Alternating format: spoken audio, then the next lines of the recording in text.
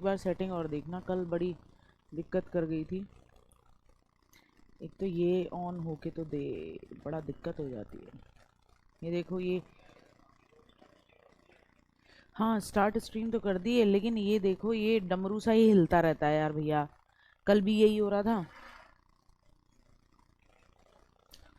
अरे ये ऑन ही नहीं होके दे रहा कैमरा। मतलब ये कैमरा तो ऑन हो गया, ये इसके अंदर वीडियो ऑन नहीं हो रही, वो रुक ही रही है।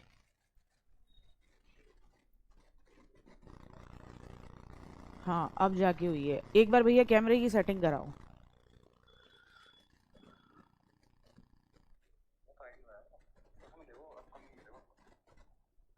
नहीं वो तो हो गया, एक बार कैमरे की सेटिंग कराओ आप। हाँ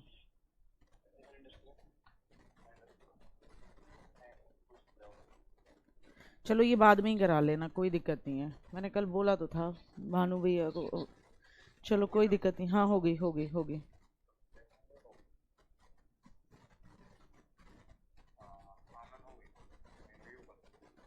है ना, ठीक है। चलो ठीक है। ये जो दिख रहा है ना, ये जो कट के आ रहा है हिस्सा, इसे सही करा देना इस क्लास के बाद, ठीक है।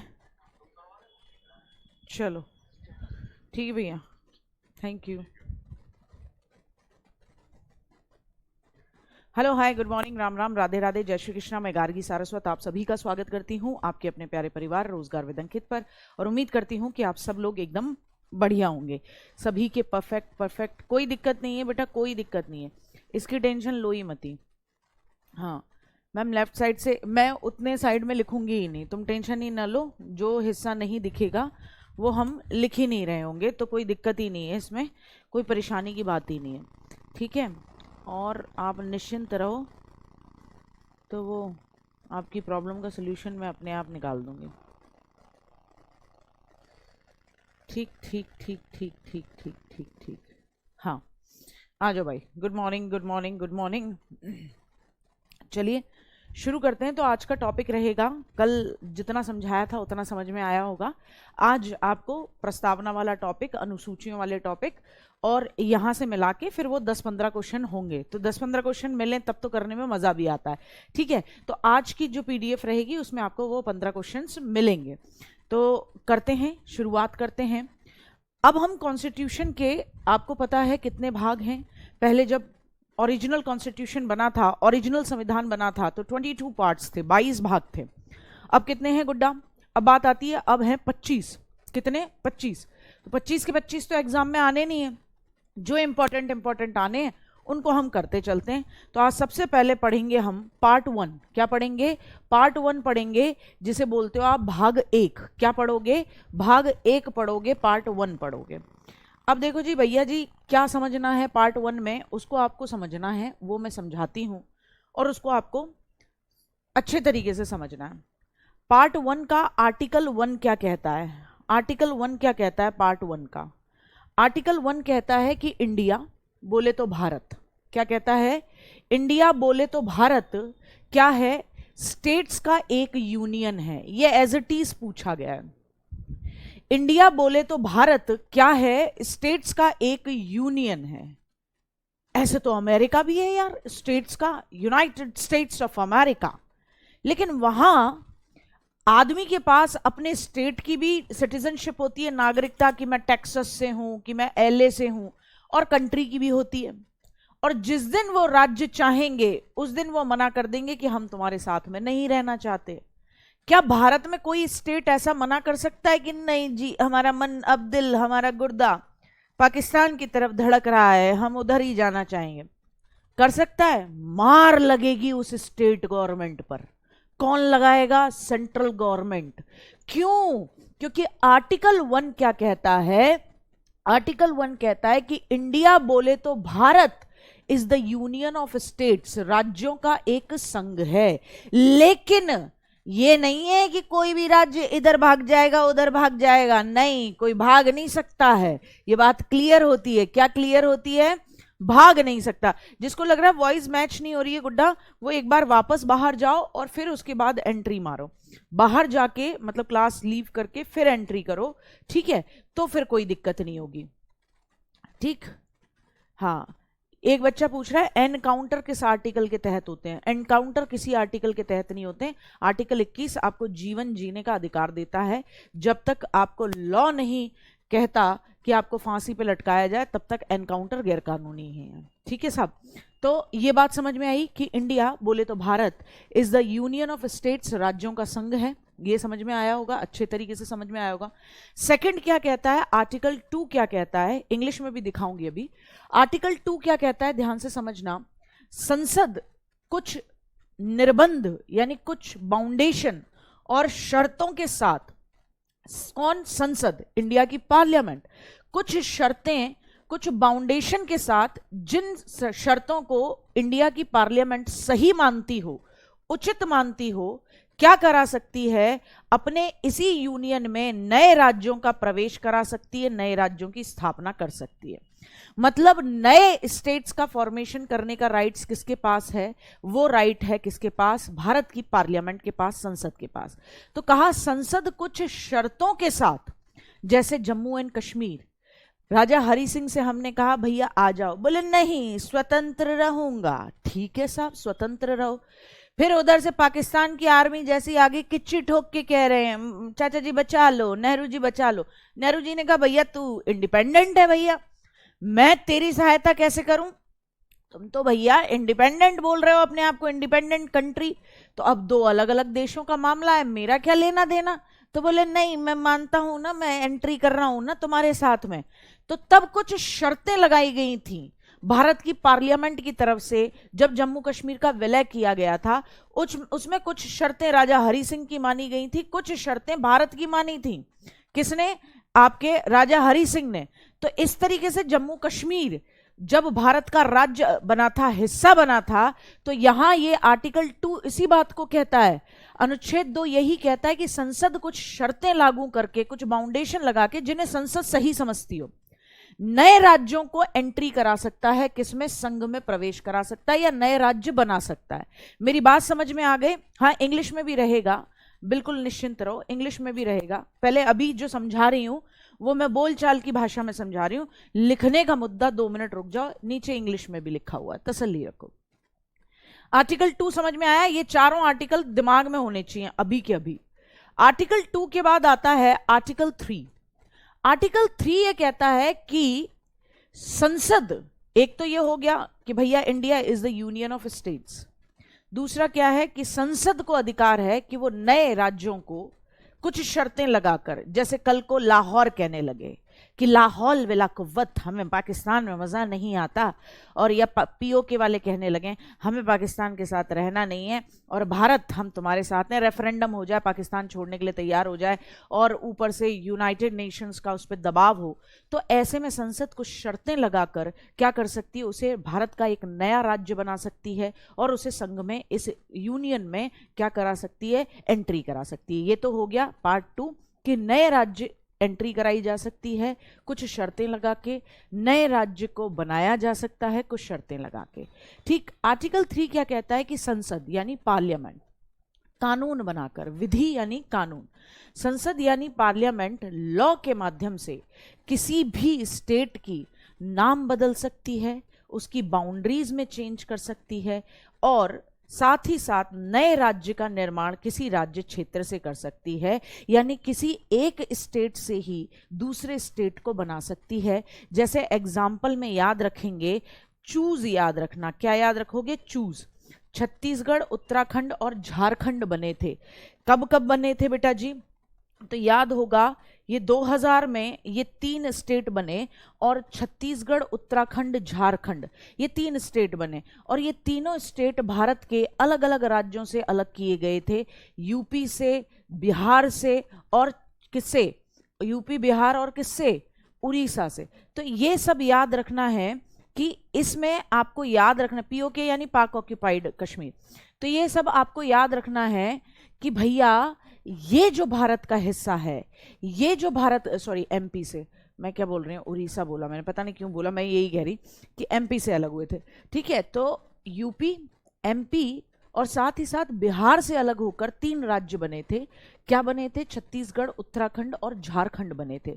तो याद रखना है एक चीज का मतलब कि आप संसद के पास आर्टिकल 3 में ये अधिकार है, राइट है कि वो कानून बनाएगी और किसी भी स्टेट का नाम बदल सकती है, किसी भी स्टेट का ही नाम बदल सकती है, उसकी बाउंड्रीज में चेंज कर सकती है और उस स्टेट में से काट के एक नया स्टेट बना सकती है।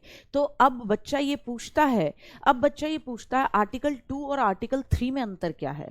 तो आर्टिकल 2 कहता है कुछ शर्तें लगाकर, कुछ बाउंडेशन लगाकर जो भारत का हिस्सा नहीं था उस राज्य को भी शामिल कर सकती है। जैसे बलूचिस्तान कहे कि हम आना चाहते हैं तो कर सकती है, ठीक है, कुछ शर्तें लगाकर, कुछ नियम लगाकर नए राज्य में, नए यूनियन में उस स्टेट को भी ले सकती है। और आर्टिकल 3 क्या कहता है? आर्टिकल 3 बहुत जबरदस्त बात कर रहा है। आर्टिकल 3 कहता है कि अपने ही ऑलरेडी जो बने हुए स्टेट्स हैं उनके नेम चेंज कर सकती है, बाउंड्रीज चेंज कर सकती है और अपने ऑलरेडी जो एस्टेब्लिश हैं स्टेट्स उनमें से ही क्या बना सकती है? उनमें से ही बना सकती है नए राज्य। हाँ, जैसे तेलंगाना भी बना हैदराबाद में से, तो ये नए राज्य बनाने का काम आर्टिकल 3। तो याद रखना ये आर्टिकल 3 के तहत होता है। आर्टिकल 4 क्या कहता है? आर्टिकल 4 ये कहता है कि आर्टिकल 2 और 3 के तहत संसद जो भी काम करती है वो आर्टिकल 365 के अंतर्गत नहीं आएगा। 368 लिखना है इसे, 365 नहीं, 368। आर्टिकल 368 क्या कहता है? आर्टिकल 368 ये कहता है जब भी आप कुछ ऐसा कर रहे हो जिससे कॉन्स्टिट्यूशन में, संविधान में बदलाव लाना है, तो आप संविधान में लिखे हुए को मिटा के कुछ नया लिखना है, तो संविधान में बदलाव लाने के लिए आप किस आर्टिकल के तहत ये चेंज करते हो? आर्टिकल 368।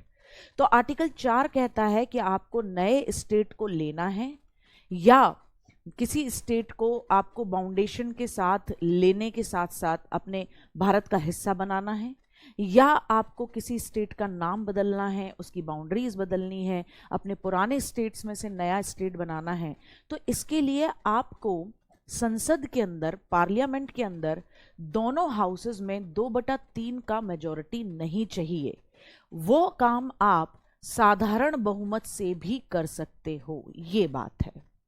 चारों आर्टिकल क्या रहा? ये काम आप साधारण बहुमत से भी कर सकते हो, कोई दिक्कत नहीं है इसके अंदर आपको ये वाली बात लेके जाने की, ठीक है।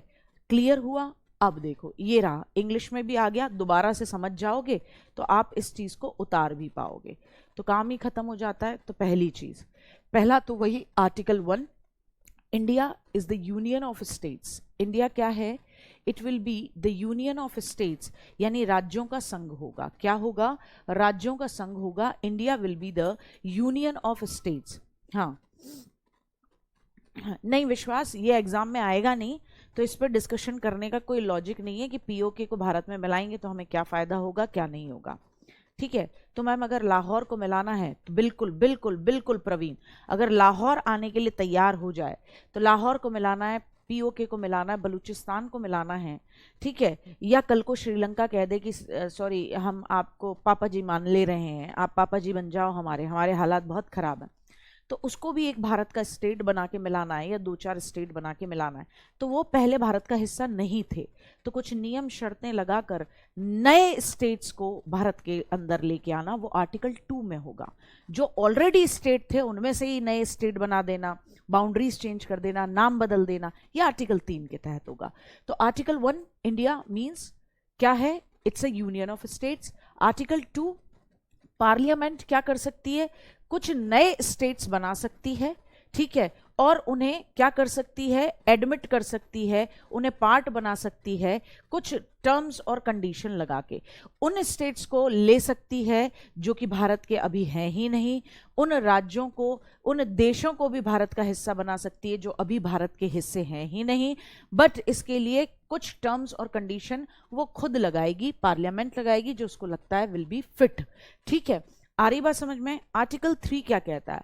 आर्टिकल 3 कहता है पार्लियामेंट आर्टिकल 3 क्या कहता है? आर्टिकल 3 कहता है parliament can by law, parliament law के माध्यम से can change the name of any state, किसी स्टेट का नाम भी बदल सकती है, किसी स्टेट की बाउंड्रीज में चेंज कर सकती है, and can form a new state, और एक न्यू स्टेट बना सकती है from any other state, from any other territory. ठीक है, आ रही बात समझ में? ठीक, ये काम पार्लियामेंट करेगी, ना कि स्टेट गवर्नमेंट करेगी। ये काम कौन करेगा? पार्लियामेंट, क्योंकि देश के लिए कानून कौन बनाता है? पूरे देश के लिए कानून पार्लियामेंट में बनता है, सेंट्रल गवर्नमेंट बनाती है। ठीक साहब, आर्टिकल 4, इससे ज्यादा कुछ है ही नहीं भाग 4 में, भाग 1 के अंदर। आर्टिकल 4 क्या कहता है? आर्टिकल 4 कहता है कि भाई जो भी आप आर्टिकल 2 के तहत किसी स्टेट को भारत का बना रहे हो, या आर्टिकल 3 के तहत किसी स्टेट का नाम बदल रहे हो, तो क्या मोदी जी की गवर्नमेंट जो इस समय है उसे 2/3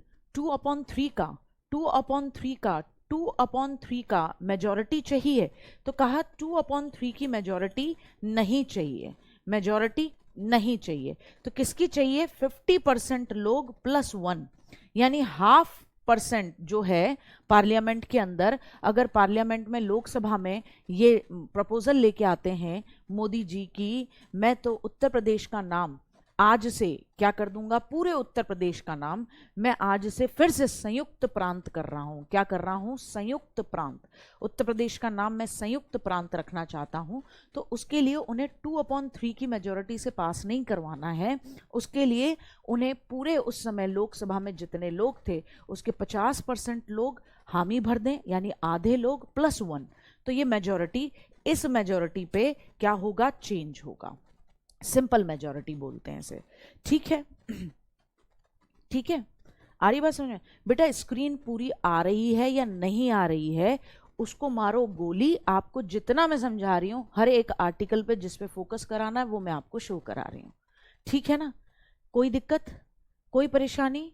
हाँ, सिराज कह रहे हैं मैम इसीलिए संघ विधान में कोई संगठन नहीं कराया जाएगा। क्या कह रहे हैं? संगठन नहीं करा। आर्टिकल 3 के अंतर्गत संशोधन करने के लिए राज्य सरकार की सहमति की भी आवश्यकता होती है। देखो बेटा जी, ध्यान से सुनो, फिर से सुनो, क्या कह दिया? अपने आप कह दिया आर्टिकल 2 और आर्टिकल 3 में जो चेंजेस होंगे उसके लिए आपको साधारण बहुमत से काम करना है। और सिंपल मेजॉरिटी का मतलब है कि किसी भी हालत में आपको स्टेट्स की गवर्नमेंट की जरूरत नहीं पड़ेगी। ये मेरी बात समझ गए? ये मेरी बात समझ गए गुड्डा? हाँ, तो इस बात को ध्यान से समझना है।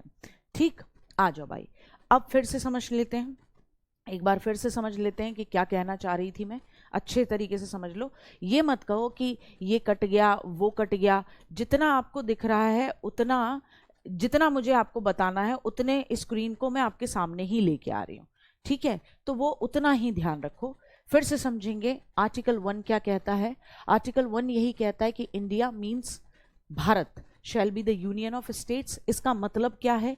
इसका मीन्स क्या है? इसका मतलब है कोई भी स्टेट भारत से अलग नहीं हो सकता। वही मैंने कहा था कि इसका मतलब ये नहीं है कि भाई मैं ऐसे सोच लूं कि भैया मैं तो जा रहा हूं, अब से मेरा दिल धड़केगा पाकिस्तान। जैसे हैदराबाद एक ऐसी प्रिंसली स्टेट थी जो शुरू से ही नहीं चाहती थी भारत के साथ रहना, इसका दिल पाकिस्तान ही धड़क रहा था। इसीलिए वो ओवैसी साहब हैं, वो पाकिस्तान पाकिस्तान, उनके मंच पे पाकिस्तान जिंदाबाद के एक बार नारे लग गए थे। हालांकि उन्हें बड़ी शर्मिंदगी फील हुई, उन्होंने कहा नहीं ऐसी बात नहीं है हम, लेकिन हैदराबाद की नीयत शुरू से ही पाकिस्तान की तरफ थी। ठीक, अब यहां समझना है कि लेकिन इस बात का आर्टिकल 1 का जहां कहता है कि India shall be the union of state, उसका सिंपल मतलब है कि कोई निकल के भगेगा नहीं, भगने की कोशिश की तो मार पड़ेगी। किसी भी स्टेट को इंडियन यूनियन से अलग होने का कोई राइट नहीं है। और इंडिया जो बना है वो किसी भी स्टेट के बीच में किसी भी एग्रीमेंट या समझौते का परिणाम नहीं है कि कल को कोई ये कह दे जी हमारा एग्रीमेंट खत्म हो रहा है और हम जा रहे हैं। राजी राजी गैर राजी सरदार पटेल ने सबसे हामी भरवाई थी। ठीक है, तो अब कोई ये नहीं कह सकता कि एग्रीमेंट है और हमारा एग्रीमेंट पूरा हो गया और मैं जा रही हूं। हमारा एग्रीमेंट पूरा हो गया और मैं जा रही हूं। आर्टिकल 4 में यदि प्रेसिडेंट जेबी वीटो, अरे यार ऐसी बातें कर रहे हो, कैसे लगा देगा प्रेसिडेंट जेबी वीटो? उसको मैं, जब तुम पढ़ोगे ना राष्ट्रपति प्रेसिडेंट पढ़ोगे और जेबी वीटो पढ़ोगे तो मैं तुम्हें याद दिलाऊंगी कि जैसे, और खूब समझाऊंगी कि जेब में डाल के भी सोचे ना प्रेसिडेंट कि मैं भूल जाऊं, उसे पार्लियामेंट मिनिस्टर और प्राइम मिनिस्टर उसे याद दिलाएंगे, और जब एक बार याद दिला दिया ना फिर वो जेब में डाल के भूल नहीं सकता, उसकी जेब ही फाड़ देंगे। ठीक है ना, समझ रहे हो ना?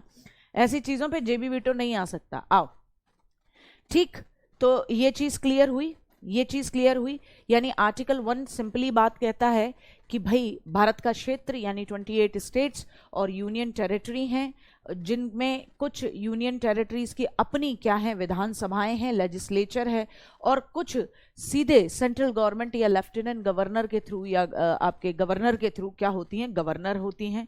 ऐसे भी राज्य जो भारत के नहीं थे वो सब आ गए हैं, अब वो सब भारत का क्या है, संघ का हिस्सा हैं। ठीक है, तो आज भारत, आर्टिकल 1 जो ये कहता है India is the union of states, Bharat राज्यों का संघ होगा, इसका मतलब इसके अंदर जितने भी राज्य, जितनी भी यूनियन टेरिटरी, और जो पहले भारत का हिस्सा नहीं थे और बाद में जिन राज्यों को भारत ने एक्वायर किया, ठीक है, वो सब आते हैं, चाहे पांडिचेरी हो, चाहे गोवा हो, चाहे दमन दीव हो, जो पहले इंडिपेंडेंस के समय भारत का हिस्सा नहीं थे लेकिन भारत ने इन्हें सबको लिया, वो सब आते हैं। नेक्स्ट पे बात करते हैं, नेक्स्ट पे बात करते हैं, नेक्स्ट पे बात करते हैं। तो आप यहां समझेंगे इस बात को कि भैया देखो यूनियन टेरिटरीज हैं, यूनियन टेरिटरीज दो तरीके की होती हैं। एक सीधे सेंट्रल गवर्नमेंट यहां पर अपने किसी एक गवर्नर को भेजती है, सेंट्रल गवर्नमेंट, केंद्र सरकार ही यूनियन टेरिटरी में भी एक किसी व्यक्ति को भेजेंगी। ठीक है, तो गवर्न बाय सेंटर, इनमें कोई विधानसभा नहीं होती, इनमें विधानसभा नहीं होती। जैसे अंडमान निकोबार, इसमें विधानसभा नहीं है, लक्षद्वीप में, दादर नागर हवेली, दमन एंड दीव में नहीं है, लद्दाख में नहीं है, चंडीगढ़ में नहीं है, इनमें कोई विधानसभा नहीं है, इनमें कोई विधानसभा नहीं है। बेटा बताऊंगी अभी, रुक जाओ। फेडरेशन का मतलब क्या होता है? देखो एक बच्चा पूछ रहा है कि मैम फेडरेशन ऑफ स्टेट्स का मतलब क्या होता है? फेडरेशन ऑफ स्टेट्स का मतलब है कि सारे राज्य अपनी मर्जी से आए। जैसे अमेरिका है, अमेरिका के लिए ये नहीं कहा जा सकता it's a union of states, it's a federation of states. America के सारे राज्य अपनी मर्जी से आए, उन सब ने आपस में समझौते किए और कहा कि अब हम एक देश के रूप में बन जाते हैं। बन गए, सबने अपनी अपनी बातें रखी कि हमारी ये वाली बात, हमारी ये इंडिपेंडेंस खत्म नहीं होनी चाहिए, ये नहीं होना चाहिए। तो वहां शर्त लगाई हुई है राज्यों ने, तब वो उस एक गवर्नमेंट के साथ जुड़े हुए हैं, तब उन्होंने एक देश बनाया।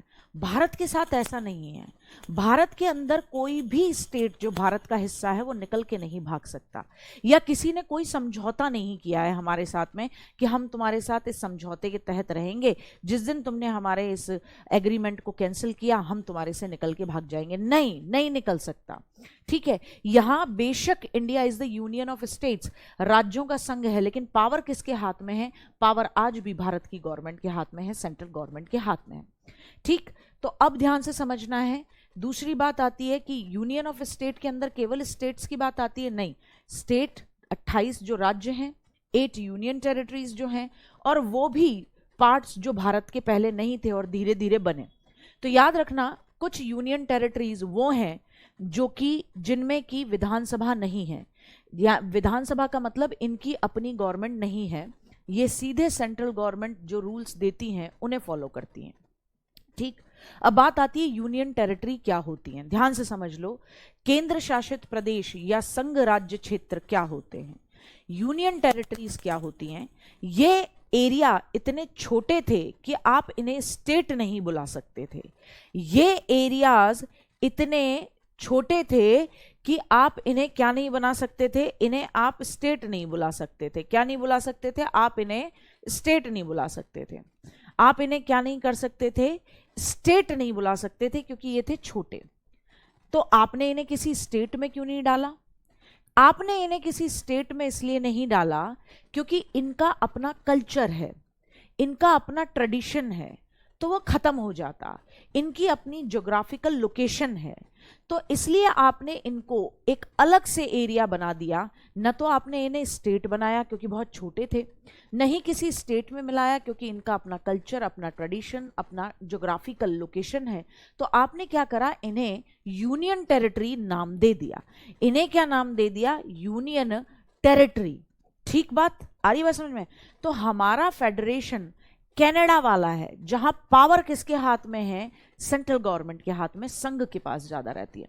अच्छा, कुछ विधानमंडल भी होते हैं, कुछ यूनियन टेरिटरी, जो 3 यूनियन टेरिटरी हैं उनमें लेजिस्लेचर भी है। ये यूनियन टेरिटरी में आपने सुना होगा दिल्ली में अरविंद केजरीवाल जी की झाड़ू चलती है। ठीक है, दिल्ली भी तो यूनियन टेरिटरी, केंद्र शासित प्रदेश है, लेकिन दिल्ली के अंदर अपनी विधानसभा है। दिल्ली के अंदर अपनी विधानसभा है, तो लॉ जो बनता है दिल्ली का वो विधानसभा बनाती है। तो क्या वहां गवर्नर नहीं होता? होता है, वहां लेफ्टिनेंट गवर्नर होता है, एलजी आपस में लड़ते रहते हैं। सुना है कभी अरविंद केजरीवाल जी कह देते हैं हम एलजी साहब के पास गए, एलजी साहब ने हमारा वो प्रपोजल पास नहीं किया। क्यों? क्योंकि यहां पर इनकी अपने लोगों ने उनको, लोगों को जो चुना है आम आदमी पार्टी को, तो वो काम संसद में, संसद नहीं, वहां की विधानसभा में बैठ के वो भी कानून बना रहे हैं। ऊपर से क्योंकि ये यूनियन टेरिटरी है, तो इस जगह पर ध्यान रखने के लिए केंद्र सरकार ने, सेंट्रल गवर्नमेंट ने एक एलजी तैनात कर रखा है। तो कई बार लड़ाई होती है, ठीक है ना? तो मेरी बात समझे आप, यूनियन टेरिटरी समझ में आ गया ना क्या होती है? तो देखो पौंडीचेरी है, पौंडीचेरी को हमने कब मिलाया था? तो याद रखना, पौंडीचेरी को आपने मिलाया था जब आपने कॉन्स्टिट्यूशन में, संविधान में कौन से नंबर का अमेंडमेंट, ये शॉर्ट में लिखा है, कौन से नंबर का, 14th नंबर का अमेंडमेंट किया था 1962 में, तब आपने पौंडीचेरी को भारत का हिस्सा बनाया था। क्या पौंडीचेरी पहले भारत का हिस्सा था? नहीं था।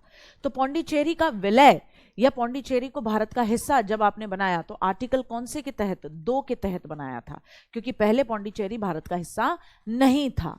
ठीक आ रही बात समझ में? आपने पौंडीचेरी को भारत का हिस्सा बनाया, अब पौंडीचेरी के अंदर विधानसभा भी है। ये वाली बात समझ में आ रही है? ये वाली बात समझ में आ रही है? तो पौंडीचेरी को भारत का हिस्सा बनाया गया, 14th नंबर का कॉन्स्टिट्यूशन अमेंडमेंट, 14वें नंबर का संविधान संशोधन 1962 में हुआ। और ये बात किस आर्टिकल में लिखी गई? तो ये 239 क के अंदर ये वाली बात लिखी गई कि अब से पौंडीचेरी भारत का हिस्सा है। ऐसे ही दिल्ली को एनसीटी बनाया। दिल्ली को क्या बनाया? एनसीटी। एनसीटी क्या होता है? National capital territory. क्या होता है? National capital territory. बहुत ध्यान से समझना, बहुत अच्छा टॉपिक है।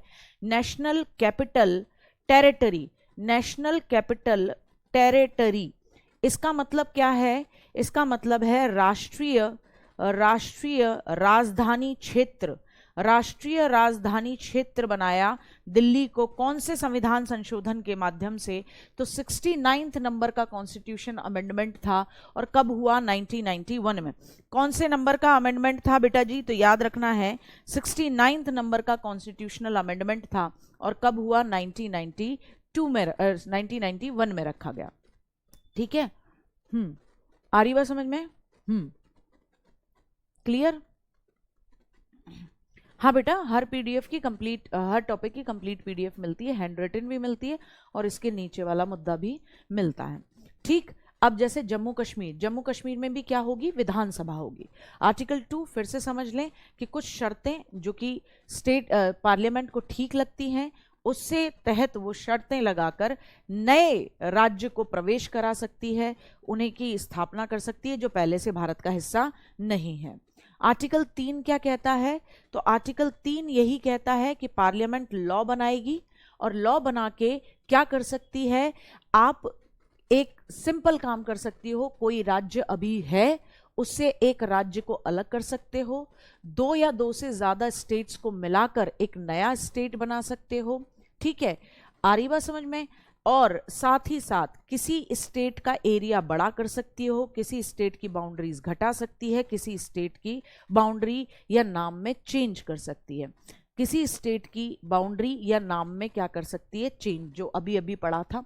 आर्टिकल 4 क्या कहता है? आर्टिकल 4 ये कहता है कि भैया आर्टिकल 2 के तहत जब किसी स्टेट को, जब किसी एरिया को भारत की पार्लियामेंट भारत का हिस्सा बनाती है, या आर्टिकल 3 के तहत किसी स्टेट की बाउंड्री में चेंज करती है, कोई नया स्टेट बनाती है स्टेट में से, या उसका नाम बदलती है, कुछ भी करती है, तो उसे संविधान संशोधन करने की जरूरत नहीं है, यानी आर्टिकल 368 के तहत काम करने की जरूरत नहीं है। साधारण बहुमत, फिर बताया मैंने आपको, यानी लोकसभा और राज्यसभा में से 50% + 1 की मेजॉरिटी, यानी दोनों हाउसेस की जितनी पॉपुलेशन है उसका 50% + 1 की मेजॉरिटी से ही ये क्या हो जाएगा, पास हो जाएगा।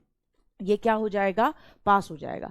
राजधानी 1912 में बनी, लेकिन एनसीटी यानी नेशनल कैपिटल टेरिटरी, जिसे आप राष्ट्रीय राजधानी क्षेत्र कहते हो, तो वो बात 1991 की है।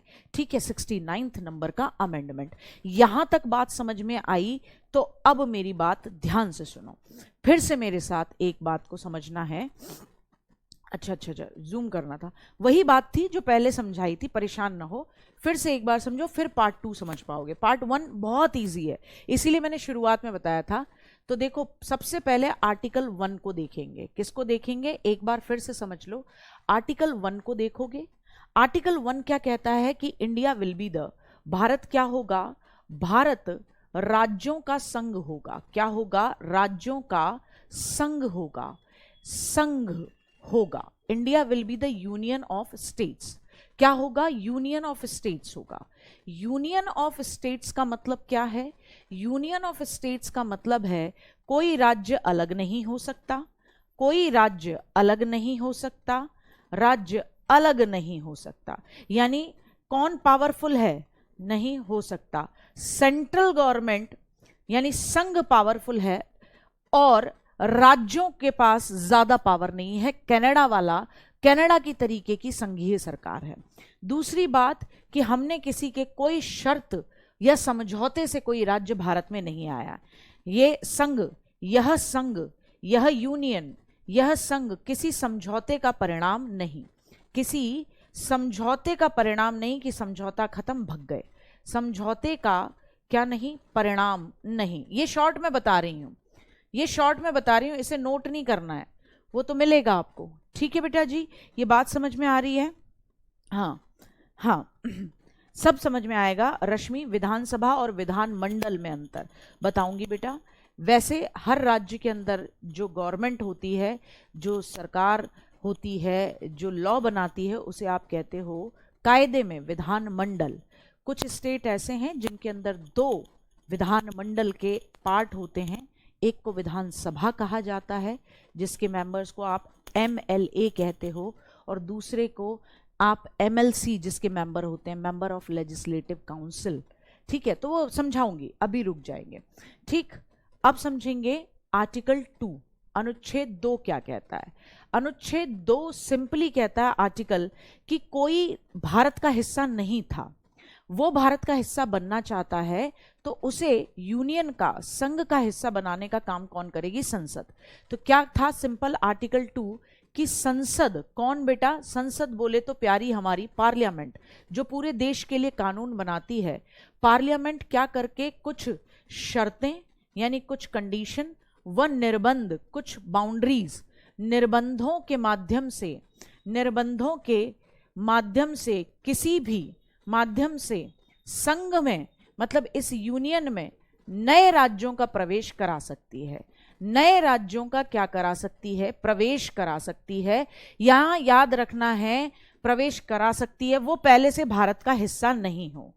ये पहले से क्या करा सकती है, जो भारत का हिस्सा नहीं थे, जो भारत का हिस्सा नहीं थे, वो भी आना चाहें तो उन्हें ले सकती है। कौन वो काम भी कौन करेगी, गवर्नमेंट करेगी, पार्लियामेंट करेगी। कोई दिक्कत?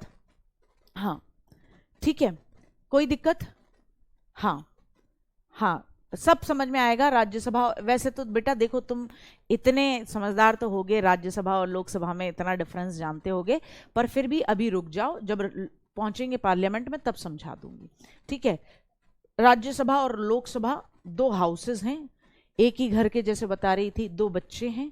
ठीक है, दोनों कानून को पास कराते हैं, दोनों में लोग बैठते हैं। लोकसभा के चुनाव डायरेक्टली होते हैं, ये मैंने कल भी बताया था, राज्यसभा के चुनाव इनडायरेक्टली होते हैं। इतने से मतलब रखो। अनुच्छेद 3 क्या है? अनुच्छेद 3 की संसद क्या कर सकती है? नए राज्य का निर्माण पुराने से, नए राज्य का निर्माण कर सकती है पुराने राज्य से, है ना, पुराने राज्य से नए राज्य बना सकती है। ठीक है, नए राज्य बना सकती है, पुराने राज्यों को मिला के बना सकती है, और राज्यों की सीमाओं में, राज्यों की बाउंड्रीज में चेंज कर सकती है। राज्यों की बाउंड्रीज में क्या कर सकती है? बाउंड्रीज में क्या कर सकती है बेटा? चेंज कर सकती है, और क्या कर सकती है? राज्यों का नाम बदल सकती है। क्या कर सकती है? राज्यों का नाम बदल सकती है। और आर्टिकल 4 क्या कहता है? आर्टिकल 4 कहता है कि ये दोनों काम करने के लिए, आर्टिकल 4 ये कहता है कि ये आर्टिकल 2 और 3 के अंदर जो दोनों काम हैं, इन दोनों कामों को करने के लिए उसे साधारण बहुमत की जरूरत है। लोकसभा और राज्यसभा के 2/3 की मेजोरिटी की जरूरत नहीं है, 2/3 की जरूरत नहीं है। ये बात समझ में आ गई? सिर्फ इतना समझना है, सिर्फ इतना समझना था। अब थम्स अप कर दो, इसमें कोई दिक्कत हो तो बताओ। इसमें कोई दिक्कत हो तो बताओ बेटा। मैम फिर उस कंट्री से समझौता करना पड़ेगा वहाँ के पर्टिकुलर एरिया को मिलाने के लिए। वो पर्टिकुलर एरिया खुद आना चाहता है तो कुछ नियम और शर्तें लगाएगी। इसीलिए आर्टिकल 2 क्या कहता है? कुछ नियम और शर्तों को लगाकर जो वो पार्लियामेंट सही समझे नए राज्य को ले सकती है। ठीक है, आ रही बात समझ में? हाँ, सशक्त केंद्र के साथ संघीय व्यवस्था, इसलिए हमारा फेडरेशन, हमारा ये जो यूनियन है राज्यों का, वो कनाडा के ज्यादा क्लोज दिखता है। वेरी गुड अंशु, बहुत बढ़िया। तब मैं फिर नागरिकता टॉपिक समझाऊंगी। बहुत बढ़िया, बहुत बढ़िया। क्लियर, क्योंकि 2-4 बार हमने घुमा घुमा के वही बात समझ ली है। ठीक है, अच्छा थम्स अप नहीं है, एक गुड़िया बोल रही है।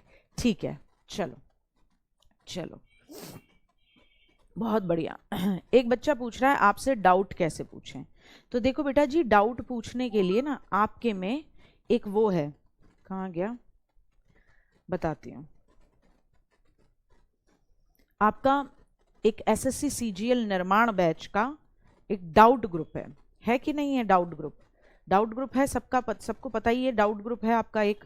अच्छा, अब इस डाउट ग्रुप में जब आप पहुंचते हो तो आपको मुझे क्या करना होता है? आप सिंपली मुझे टैग कर दिया करो।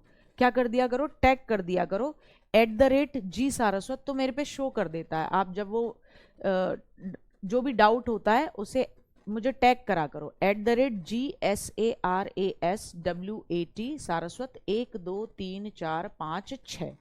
ये मेरी क्या है? आईडी है। ये मेरी क्या है? बायो यूजर नेम है, दिख जाएगा आपको उसके अंदर। तो इसके माध्यम से आप क्या कर सकते हो? इसके माध्यम से आप किसी भी तरीके की कोई समस्या नहीं आएगी आपको। ये यूजर नेम है मेरा @G सारस्वत 111 5 बार 1 2 3 4 5 6। तो इससे क्या रहेगा? आप मुझे वो कर दोगे, जैसे ही मैसेज वगैरह कर दिया करोगे टैग करके, तो मैं आपकी प्रॉब्लम का सोल्यूशन बता दूंगी। पर ऐसे क्वेश्चन मत पूछा करो, जैसे देखो कैसे प्यारे प्यारे क्वेश्चन पूछते हैं बच्चे।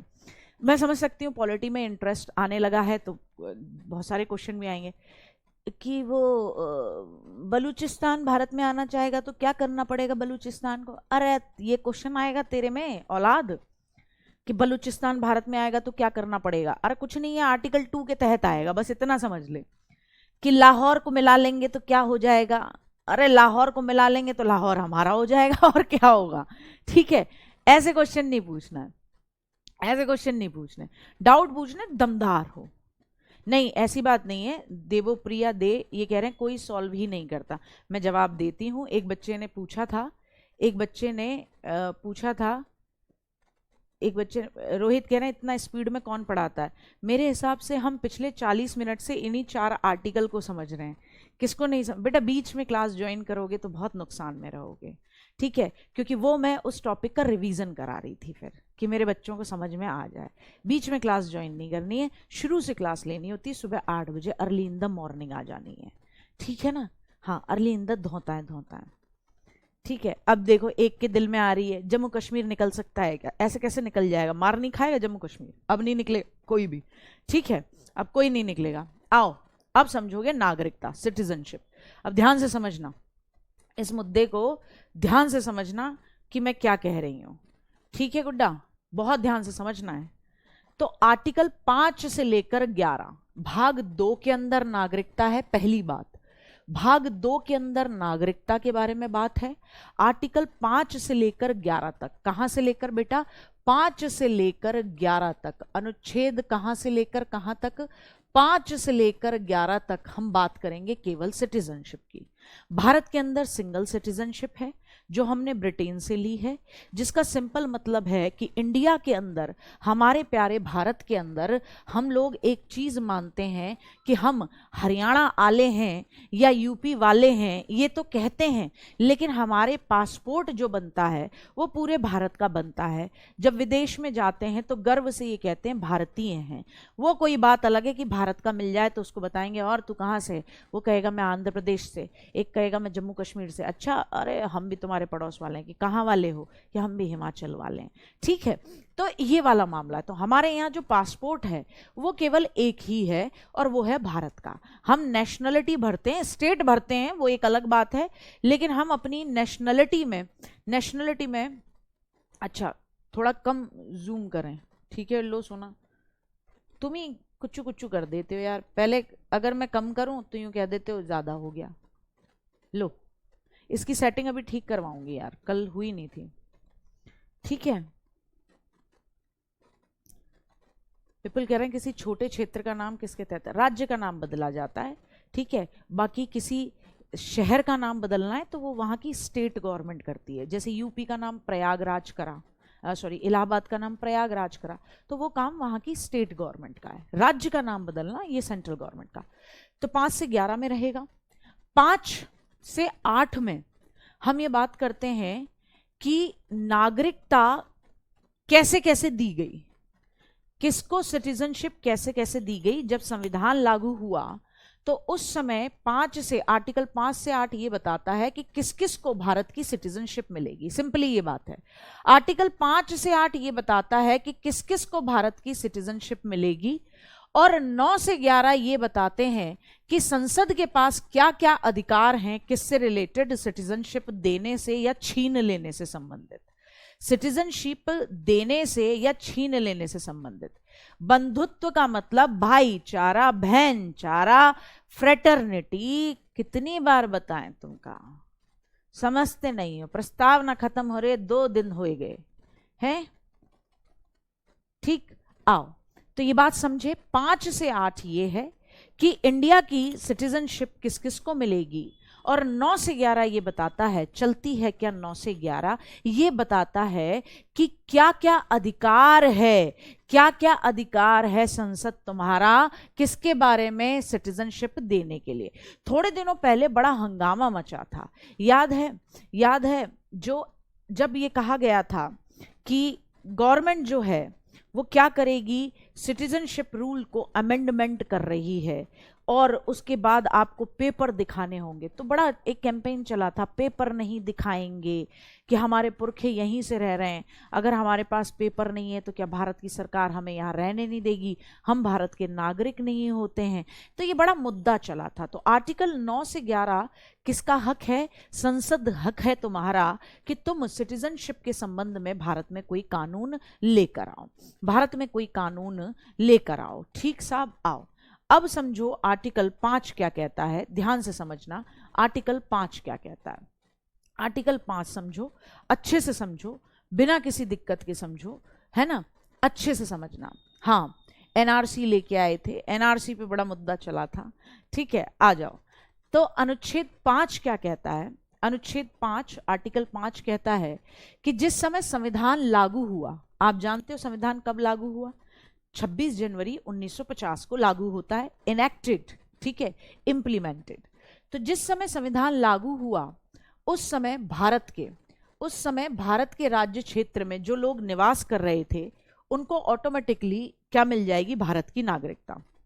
सिंपल क्या कहता है, जिस समय भारत के अंदर कॉन्स्टिट्यूशन लागू हुआ जिस समय भारत के अंदर कॉन्स्टिट्यूशन लागू हुआ उस समय जो जो भारत के अंदर रह रहे थे उन सबको ऑटोमेटिकली भारत की नागरिकता मिल गई। समझ में आई? आर्टिकल 5 बहुत इजी है कि बेटा हम भारत के अंदर रह रहे थे और हमें भारत की नागरिकता मिल जाएगी। मैं पहले पूरा अखंड भारत के अंदर रहती थी लाहौर में, लेकिन लाहौर चला गया पाकिस्तान में। तो पहले में ये भारत का हिस्सा माना जाता था, क्योंकि पहले तो अखंड भारत माना जाता था ना 1947 से पहले। तो कहा संविधान लागू होने के समय में जितनी भी भारत की बाउंड्री थी, है ना, जो भी राज्य या जो भी एरिया भारत के माने जाते थे, उन सब में कोई भी रह रहा हो उसको ऑटोमेटिकली 26 जनवरी 1950 जिस दिन कॉन्स्टिट्यूशन इनेक्टेड हुआ, इंप्लीमेंट हुआ, उसी दिन उनको क्या मिल गई? भारत की सिटीजनशिप। तो आप और हमारे दद्दू दादा, नानी नाना, ठीक है, परदादा, ये सब भारत में ही रह रहे थे। जिस समय कॉन्स्टिट्यूशन लागू हुआ उस समय भी ये अपने खेतों में हल चला रहे थे। मैं यही मान के चलूं कि सबकी जड़ें 2 पीढ़ी तो कम से कम गांव से ही हैं। तो ऐसी समय पे उनको ऑटोमेटिकली सिटीजनशिप मिल गई। उन्हें किसी ने नहीं कहा कि पेपर दिखाओ रामलाल या श्यामलाल या फलाने शर्मा जी, उन्हें किसी ने नहीं कहा। उन्हें ऑटोमेटिकली ये सिटीजनशिप मिल गई, वो भारत के नागरिक। फिर आपके मम्मी पापा भारत के नागरिक माने गए और फिर आप और हम भी भारत के नागरिक हैं। ठीक, अच्छा, लेकिन यहां पे कहा गया कि वो भारत का नागरिक तो हो जाएगा क्योंकि वो भारत के एरिया में निवास कर रहा है। जिस समय कॉन्स्टिट्यूशन लागू हुआ उस समय वो भारत के एरिया के अंदर रह रहा है। पहला तो आर्टिकल 5 ही कहता है कि अगर कॉन्स्टिट्यूशन जब लागू हुआ उस समय आप भारत के एरिया में रह रहे थे, निवास कर रहे थे, तो इसका मतलब आपको सिटीजनशिप मिलेगी। लेकिन 3 शर्तों में से कोई एक शर्त आपकी पूरी होती हो, कोई एक शर्त। जैसे आपका जन्म उस समय भारत के क्षेत्र में हुआ था, आपके मम्मी पापा में से भी कोई उस समय भारत के ही राज्य क्षेत्र में से थे, और कम से कम जब संविधान लागू हुआ उससे कम से कम 5 साल पहले आप भारत के राज्य क्षेत्र में आए। अब आप कहोगे गार्गी मैम देखो आपने गंदी बात, अब आपने हमें कंफ्यूज कर दिया, ये 3 शर्तें देके पहले आप हमसे अच्छी अच्छी बातें करती हो, फिर आप हमें ऐसे बम फोड़ के डरा देती हो। तो मेरी बात सुनो गुड्डा, 26 जनवरी 1950 को संविधान लागू हुआ। उस दिन, है ना, निवास के ही स्थान पर अगर मैं बात करूं, मैं घूमने आई थी रशिया से, सपोज करो, या मैं घूमने आई थी ब्रिटेन से, और मैं यहां आकर मुझे वृंदावन की ब्रजभूमि और नीम करोली बाबा और इनके प्रति बड़ा श्रद्धा है लोगों की, तो वृंदावन और मथुरा में मेरा मन लग गया, तो मैं 2 साल रह ली।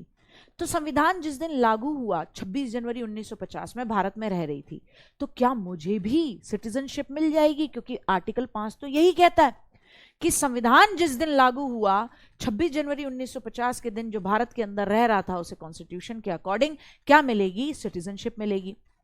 तो भाई मैं तो बाहर से आई थी ब्रिटेन से, मैं तो यहाँ हरे रामा हरे कृष्णा करने आई थी, मुझे तो मुफ्त में सिटीजनशिप मिल जा रही है। तो कहा नहीं नहीं, 3 शर्तों में से एक शर्त पूरी होनी चाहिए।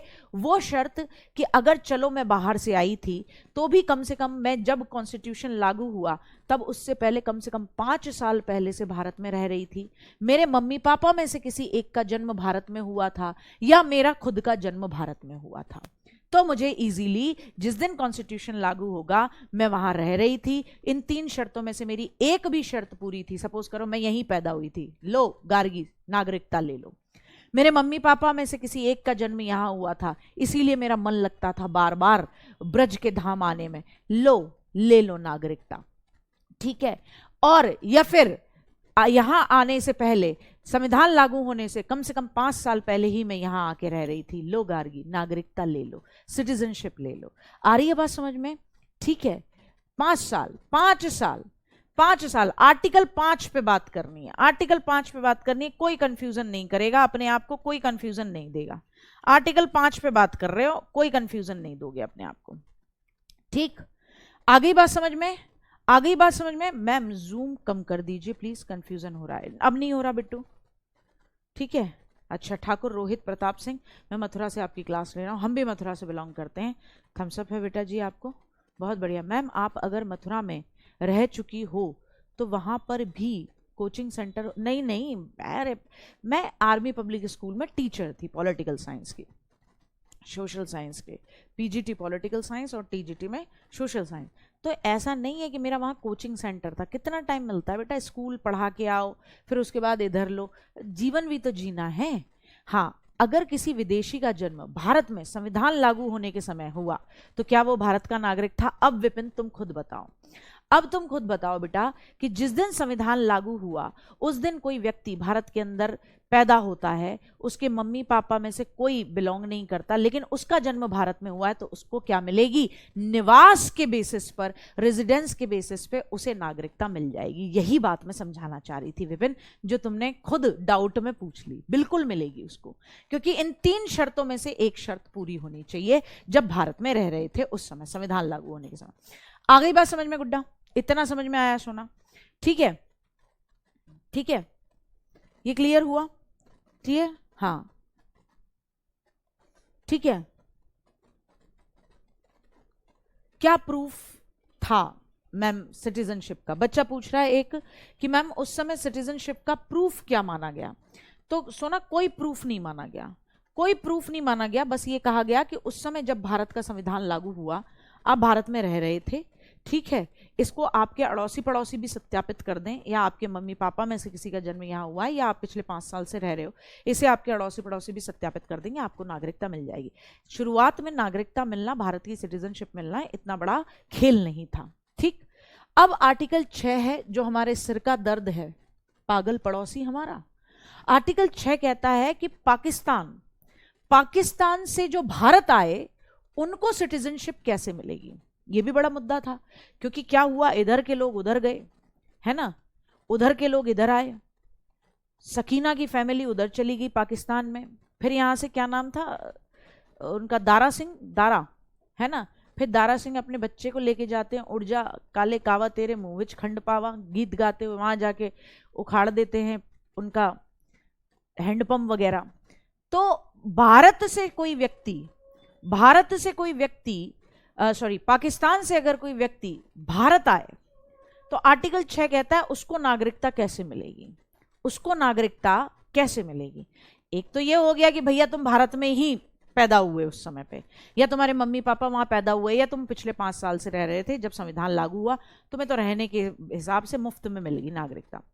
अब गुरु कोई पाकिस्तान से भारत आ रहा है, उसको भी तो नागरिकता देनी पड़ेगी, भारत का आदमी बनेगा कि नहीं बनेगा। तो अनुच्छेद 6 आर्टिकल 6 ये कहता है कि जो लोग पाकिस्तान से भारत आए उनके लिए क्या टर्म्स एंड कंडीशन थी। कहा गया कि इनमें से जो लोग 19 जुलाई 1948 से पहले भारत आए, देखो ध्यान से सुनना, पाकिस्तान से भारत आने वालों को भी नागरिकता मिलेगी। क्या कहा, जो लोग 19 जुलाई 1948 से पहले भारत आए तो उन्हें भारत का नागरिक माना जाएगा। क्योंकि आपको पता है 1947 में भारत आजाद हुआ, पार्टीशन हुआ, इधर से लोग उधर पाकिस्तान गए, पाकिस्तान से लोग भारत आए, तो कहा जो लोग 19 जुलाई 1948 से पहले भारत आ गए पाकिस्तान से, ऐसे नहीं है कि उधर से चाइना से आ गए तो मैं तो 19 जुलाई 1948 से पहले आया, नहीं, केवल पाकिस्तान के बारे में बात हो रही है। तो जो लोग 19 जुलाई 1948 से पहले पाकिस्तान से भारत आ गए उनको भारत का नागरिक मान लो, उनको भारत का नागरिक माना जाएगा। उनको क्या माना जाएगा? भारत का नागरिक। अब पूछा गया कि भाई अगर कोई 19 जुलाई 1948 के बाद आया तो उसको भारत का नागरिक नहीं मानेंगे। उसको बाद में महसूस हुआ कि मैं गलत जगह फंस गया हूं, ये बागड़ बिल्ले, ये सरकार, ये देश ठीक नहीं है मेरे लिए, तो उसको चेता ही बाद में 19 जुलाई 1948 के बाद में, और वो पाकिस्तान से रहा है तो क्या होगा।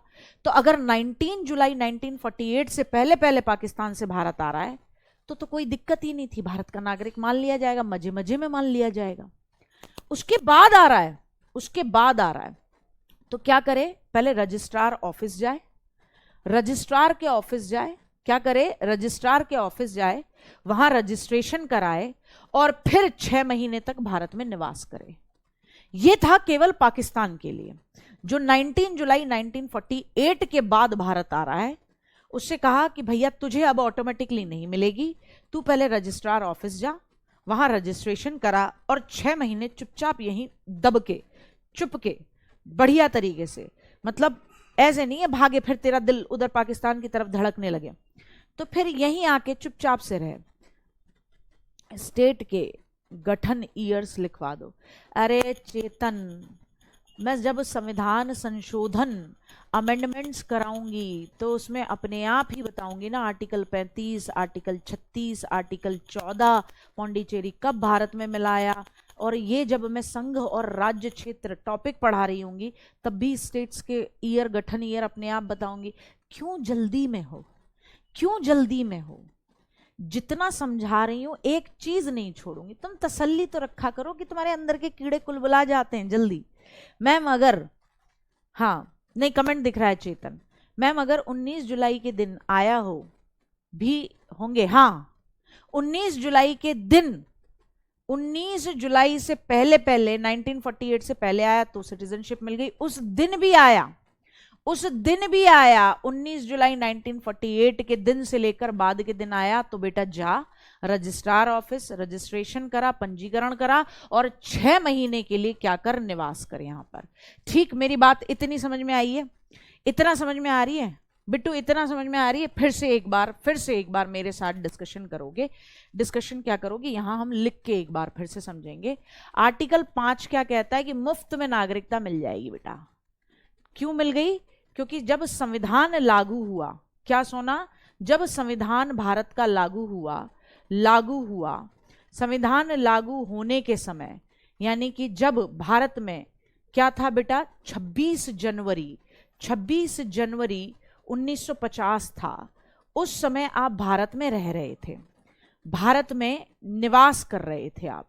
भारत में निवास के आधार पर आपको क्या मिल गई, निवास के आधार पर आपको क्या मिल गई सोना, आपको मिल गई मुफ्त में, क्या मिल गई, सिटीजनशिप मिल गई बिना किसी दिक्कत के। ठीक है, बिना किसी दिक्कत के। ठीक, अच्छा, लेकिन इसमें कह रहे हैं कि 3 शर्तों में से कोई एक शर्त आपने पूरी की होगी, या तो आपका जन्म भारत में हुआ हो और आप उस समय रह रहे थे, आपका जन्म भारत में हुआ हो और आप उस समय जब संविधान लागू हुआ हो, ठीक है, तो भारत में रह रहे थे तो आपको सिटीजनशिप मिली। आपके माता पिता में से किसी एक का जन्म, माता पिता में से किसी एक का जन्म में से किसी एक का जन्म भी, किसी एक का जन्म भारत में हो और आप उस समय भारत में रह रहे हो, 26 जनवरी 1950 वाले दिन एक जन्म भारत में हो। हम सबको इसी के तहत मिली है, हम सबको इसी के तहत सिटीजनशिप मिली है। हमारे दद्दू दद्दी और परदादा परदादी को इसी के बेसिस पर सिटीजनशिप मिली है, क्योंकि संविधान जब लागू हुआ था वो भारत में रह रहे थे, उनका जन्म भी भारत में हुआ था, है ना, और उनके तो मम्मी पापा का भी जन्म भारत में हुआ था और संविधान लागू होने से 5 साल पहले से भी वो भारत में रह रहे थे। ठीक है, तीसरा, इनमें से कोई एक, याद रखना, इनमें से, इन 3 शर्तों में से कोई एक थी, इनमें से कोई एक पूरी करनी थी, कोई क्या करनी थी, एक। ठीक है बेटा, तीसरा क्या था कि 5 वर्ष पहले से भारत में रह रहे हो, 5 वर्ष पहले से भारत में क्या कर रहे हो, रह रहे हो, भारत में रह रहे हो। ठीक है बेटा जी। अच्छा, आर्टिकल 6 क्या कहता है? आर्टिकल 6 कहता है कि भैया कोई पाकिस्तान से भारत आ रहा है, पाक से भारत आ रहा है, तो उसको नागरिकता कैसे मिलेगी? तो कहा गया जो पाकिस्तान से भारत आ रहा है, अगर 19 जुलाई 1948 से पहले आया, अगर 19 जुलाई 1948 से पहले आया तो नागरिकता ले ले भैया। तो क्या मिल गई? मुफ्त में मिल गई एक तरीके से नागरिकता, सिटीजनशिप। लेकिन 19 जुलाई 1948 के बाद आया, 1948 के कब आया? बाद आया, बाद भारत में आया, उसके बुद्धि में आई नहीं थी पहले बात। तो क्या कहा गया कि तू भैया कहां जा, रजिस्ट्रार ऑफिस जा, रजिस्ट्रार ऑफिस जा और क्या करा, रजिस्ट्रेशन करा, और फिर भारत में रजिस्ट्रेशन करा और फिर क्या कर, भारत में कम से कम मिनिमम 6 महीने रुक, तब तेरा मामला बनेगा। 6 महीने निवास कर, ठीक है, तब उनका भारत में क्या बना, नागरिकता मिली। कोई दिक्कत? अच्छा, इतना समझ में आया, इतना समझ में आया? हाँ, हाँ, बहुत सारे लोग आए थे पाकिस्तान से, यूं कह रहे हैं कोई आया था कि पाकिस्तान से, क्यों नहीं आए थे, कितने सारे लोग पाकिस्तान से आए थे। हमारी अपनी आपकी और हमारी थोड़ी ना चल रही है। हाँ, अब देखो, हाँ अब देखो आर्टिकल 7 की बात करते हैं। किसकी बात करते हैं? आर्टिकल 7 की बात करते हैं। आर्टिकल 7 क्या कह रहा है? देखो बहुत ध्यान से समझना, आर्टिकल 7 में क्या दिक्कत आई।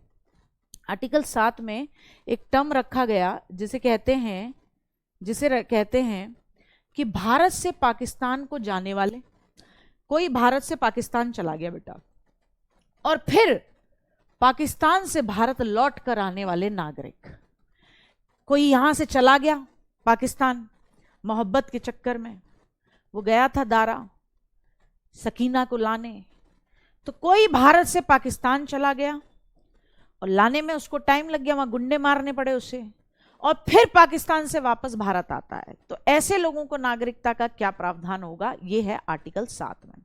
ऐसे लोगों का क्या प्रावधान होगा? ये है आर्टिकल 7 में। है ना बेटा, इंग्लिश में भी तो लिखा हुआ है।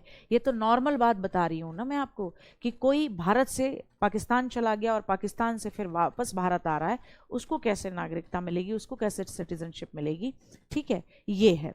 अब बात करेंगे इस पर कल, आर्टिकल 7, 8, 9, 10, 11 कल कर रहे होंगे और पढ़ रहे होंगे भाग 3 यानी कि फंडामेंटल राइट्स। ठीक है, तो अच्छे से समझना है, पूरी बात समझा दूंगी, क्या नागरिकता, कैसे नागरिकता, कहीं 2% भी दिक्कत नहीं होगी। तो अब मिलेंगे कल, ये मिलेगा आपको, और साथ ही साथ क्वेश्चन आंसर्स भी मिलेंगे। कहाँ तक मिलेगा? केवल और केवल आर्टिकल 6 तक मिलेगा आपको आज। कल मिलेगा आपको आर्टिकल 7 से। तो चलिए मिलते हैं कब? कल मिलते हैं अच्छे तरीके से। वजह से पीड़ित होकर बेटा उनके लिए भी बताएंगे कि कैसे उनके लिए